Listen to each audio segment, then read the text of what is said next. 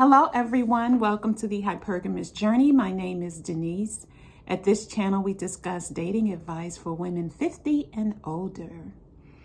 As you know, I went on a trip to cruise to South America, and we visited Santos, Brazil, where the famous soccer player Pele was born and raised.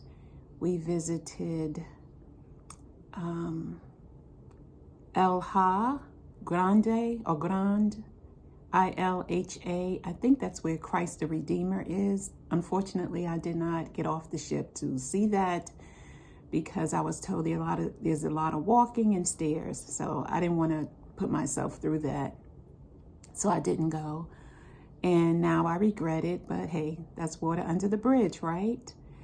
And Buzios, we went to Buzios, Brazil. And I think I'm getting Santos and Buzios mixed up because the monkeys were from Buzios. So I need to go back and change that and meet my picture on the mountaintop. I think that's Buzios as well. Yeah, it is. So I'll go back and change that. But anyway, Brazil is beautiful. It has managed to have a nice balance between forests and modern structures, modern buildings and condos and beaches and water and all of that. Just very beautiful. We were well received there. I went with two married couples, and I roomed with another single woman who has a new relationship back home of, she said, 3 to 4 months. So she and I roomed together, and then I roomed with a couple who were in their early 70s, I think 71, and then a young couple who are in their early 40s, 42. And they are the daughter and son-in-law of the 71-year-old couple. So I didn't feel like a fifth wheel with them, the two couples. And that was good because I feel like I'm kind of sensitive. So I'm trying to thicken my skin. But I have been around married couples, more than one married couple. So it might be one or two married couples, maybe more, and felt like a third wheel. And then they didn't tell me they were bringing their spouses, the women. I was friends with the women, the wives.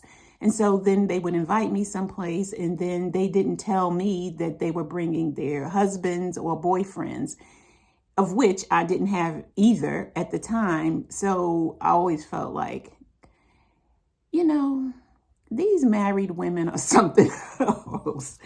And of course, they don't have any single male friends. Their husband doesn't have any single male friends to their knowledge. So I would say, so then I started to say, when they would invite me places, so are you bringing your husband? Is this a couple thing or what? And if it's a couple thing, you need to find me somebody to introduce me to so that I can come. Other than that, no, thank you. So I just stopped going to, events and stuff where they were going to be partnered off, and I didn't have a partner. So my family did a really good job of not forgetting about me and including me in the activities that they wanted to do as a group. And I so appreciate that about them.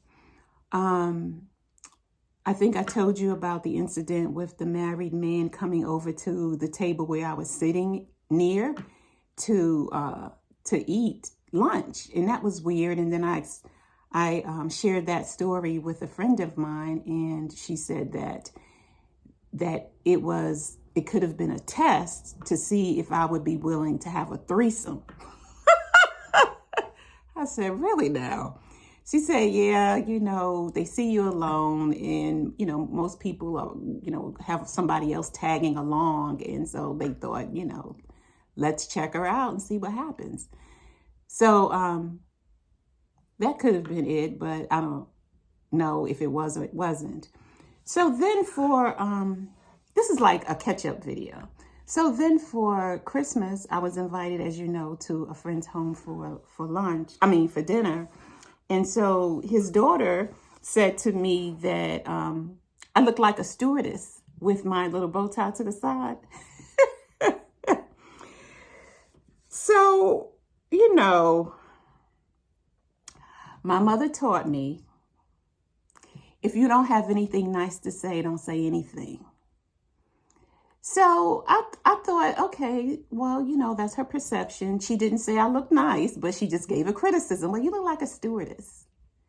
And so then I take lemons out of lemonade. And I said, oh, yeah, I wanted to be a flight attendant. And she said, oh, I did too. And da-da-da-da. And so we started talking about Delta and being a flight attendant. And I have a friend who's a flight attendant. She's in her 50s. And she got on with Delta, and she travels the world, and she loves it. She loves to travel. So, yeah, this video is a little dark. So I'm going to try and lighten it later. But anyway, so when I took a break, I went into the restroom and I said, okay, so she said I look like a stewardess. And then I looked, I said, well, I could look like a stewardess, but who cares what she thinks? And so I continue to feel beautiful, you know? So it's like, one of the things I've noticed about women, they hate to give compliments. The insecure ones, young and old, or young and mature, they just hate. They'd rather shoot you a criticism first before they say that you look nice. And maybe they don't even think it's a criticism. They're just voicing their opinion. But it's like, who cares what you think I look like? Keep it to your damn self. So now I'm wondering, do I need to be coming up with comebacks? I'm not really good with comebacks. I just play it off. You know, some people are really good at comebacks. My mom is good. Both of my sisters are good at comebacks. I'm not good at comebacks. I think about my comeback, you know, an hour later. But really what I really need to do is develop a thicker skin and ignore those people and just continue, or just don't have a response. Just look at them like they're crazy.